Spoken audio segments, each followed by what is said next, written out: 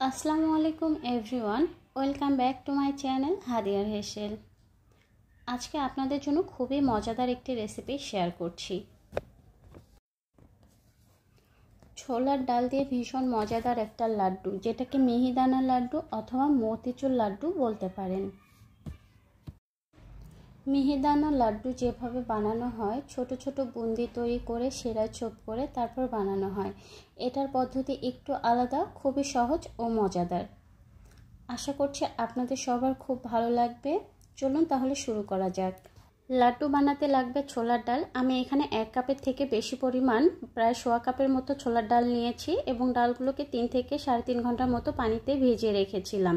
এখন ডালগুলোকে ব্লেন্ড করে নিব এবং ডালগুলোকে ব্লেন্ডারে ব্লেন্ড করে নিয়েছি সম্পূর্ণ পানি ছাড়া।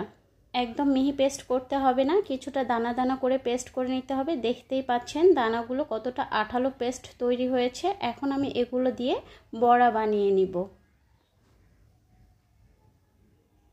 এবং হাত দিয়ে চেপে চেপে পাতলা বড়া তৈরি করে নিতে হবে, তাহলে ভাজতে সুবিধা হবে। বেশি মোটা করে বড়া বানালে ভারী হবে, ভাজতে সময় লাগবে। ঠিক সেমভাবে সবগুলোকেই আমি বড়া করে নিয়েছি। বড়াগুলোকে ডুবো তেলে ভেজে নিতে হবে মিডিয়াম আঁচে রেখে। যখন বড়াগুলো তেলের উপর ভেসে উঠবে তখন উল্টে দিতে হবে। এভাবে 2-1 বার উল্টে পাল্টে আমি ভেজে নিয়েছি সবগুলো বড়া। আর সবগুলো বড়া ভাজতে আমার সময় লেগেছে প্রায় 15 মিনিটের মতো। হালকা গোল্ডেন কালার করে ভেজে নিব। সবগুলো বড়াই আমি সেমভাবে ভেজে নিয়েছি।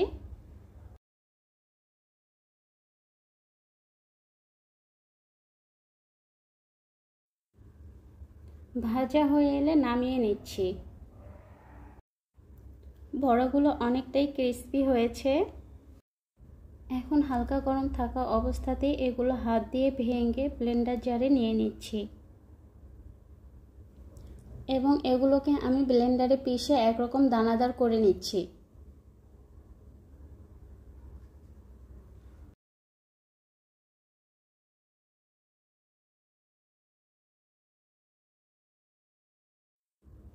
দেখতেই পাচ্ছেন একটা সুজির মতো দানা দানা ভাব চলে এসেছে, যার জন্য খেতে অনেকটাই মিহিদানার মতো হবে এবং টেস্টটাও আসবে মিহিদানার লাড্ডুর মতো অথবা মতিচুরের লাড্ডুর মতো।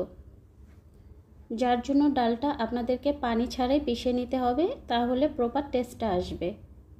আমি হাত দিয়ে একটু দেখিয়ে দিচ্ছি কতটা দানাদার হয়েছে।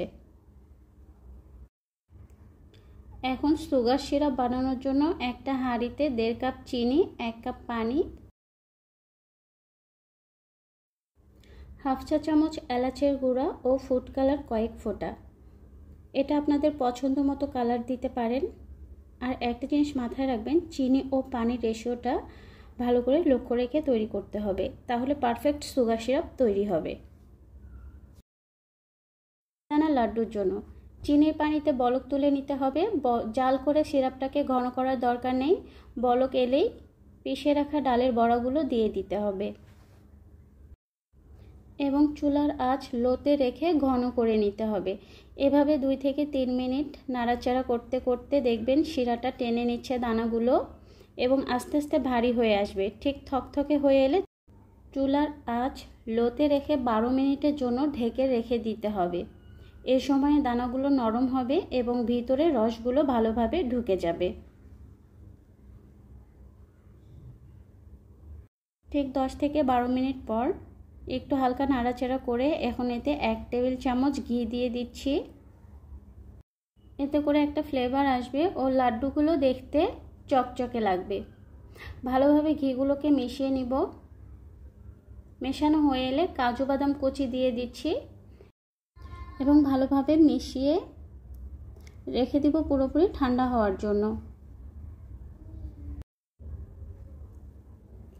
1 ঘন্টা পর এবার লাড্ডুগুলোকে বানিয়ে নিব। এবার লাড্ডুগুলো বানিয়ে নেওয়ার পালা। আমি এক এক করে লাড্ডুগুলোকে বানিয়ে নিচ্ছি।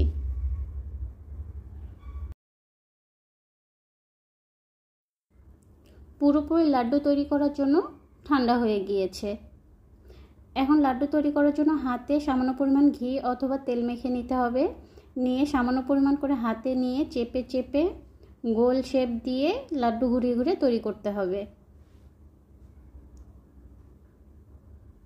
ঠিক সেমভাবেই আমি সবগুলো লাড্ডু তৈরি করে নিয়েছি।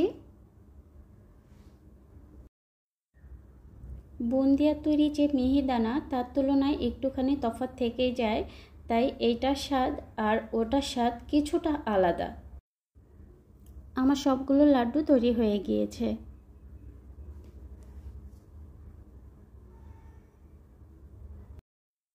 আপনারা দেখতেই পাচ্ছেন লাড্ডুগুলো কতটা সুন্দর হয়েছে।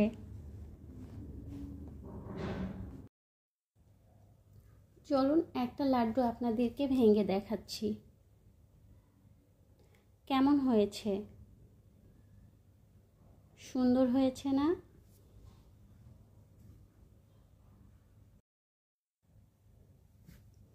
আপনিও একবার বাসায় বানিয়ে দেখুন আর খেয়ে অবশ্যই জানাবেন কেমন লেগেছে। আমার চ্যানেলের ভিডিওগুলো যদি আপনাদের কাছে ভালো লেগে থাকে তাহলে অবশ্যই like, comment, share and subscribe করতে ভুলবেন না। আজ এখানেই বিদায় নিচ্ছি। সবাই অনেক বেশি ভালো থাকবেন। আল্লাহ হাফেজ।